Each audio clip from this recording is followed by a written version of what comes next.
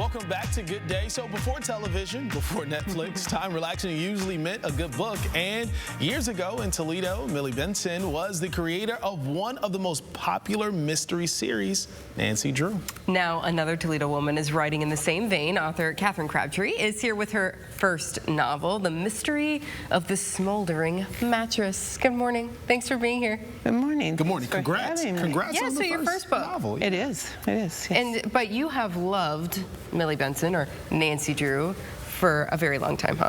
I have. I grew up and she was like a role model. I mean, she wasn't just a victim of being a child. She actually was respected by her father, and she was able to actually make a difference in people's lives. And it was inspiring to think that someone my age could do those kind of things.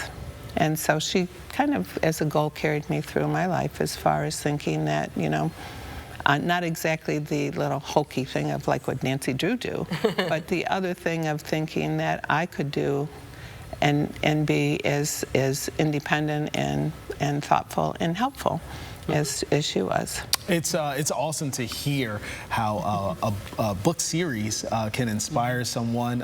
That's so wonderful.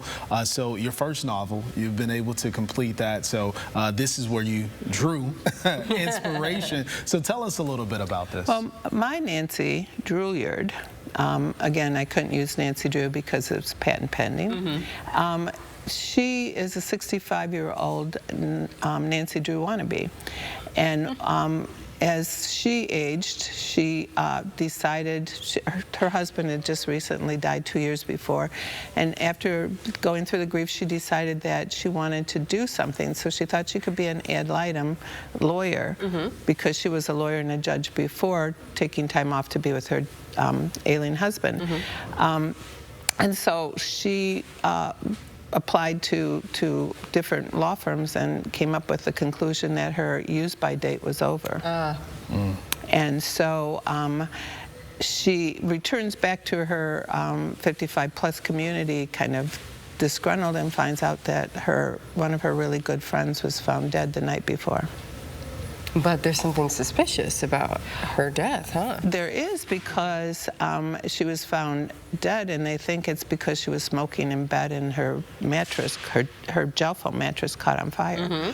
Well, gel foam mattress, which I learned when I was researching ways, well, learning how to kill people. Oh, wow. There's some research happening there. Her Google searches are interesting. The gel foam mattress is really flammable, but it doesn't catch on fire. What it does is suck all the oxygen out of the air. So they're thinking that she died of smoke inhalation, and it turns out it was hypoxia.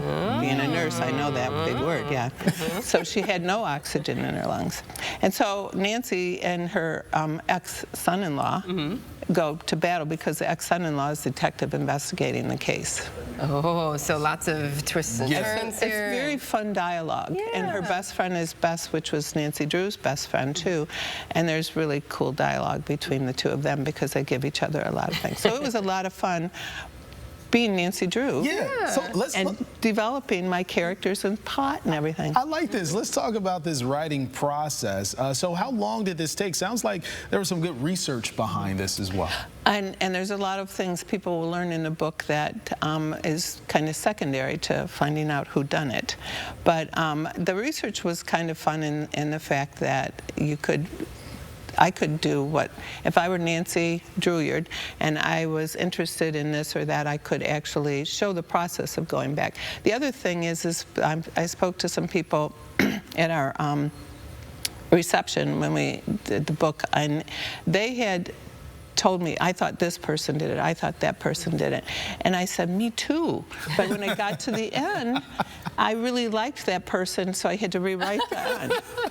And so that was the fun of the whole writing the book, is that you get to actually be the director and the character that you want to be, and it could switch from time to time. Yeah, which is interesting. You would think, you know, maybe from the beginning, you know, this is going to be the killer, you know, but I thought I did. You thought you did? Well, that's so interesting. It is. So, but now I'm writing the second book, and the idea is that I'm not settling on that. I'm thinking I'm going to wait and see who did it. just like everybody else has to do. Okay. Because I realized that that's how it worked. That's how the process So happens. have you come up with a name for the second book yet? Yeah, it's the mystery of the floating corpse. Because Nancy solved this mystery, and her 55-plus community was all after her, you know, and wanted to talk about it. So she escaped with her best friend Bess, who was on the hunt for this gentleman who talked Bess into coming on a glamping trip. Okay.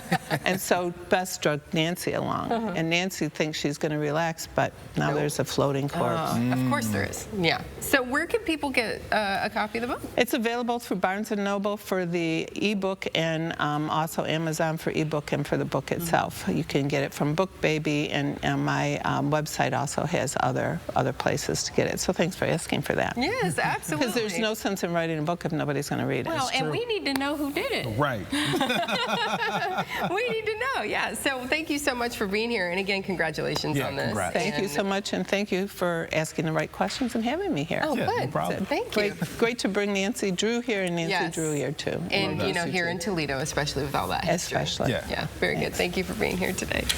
Well, it may be Monday, but that doesn't mean it won't be a good day. So, Amanda, you're getting help from Good Day Yes. viewers this morning. Yeah, I remember how my daughter drew all over my hardwoods with permanent marker? Yes. Well, I couldn't get it off. You had some tips. I'm going to try your tips this morning in my hack. Stay with us.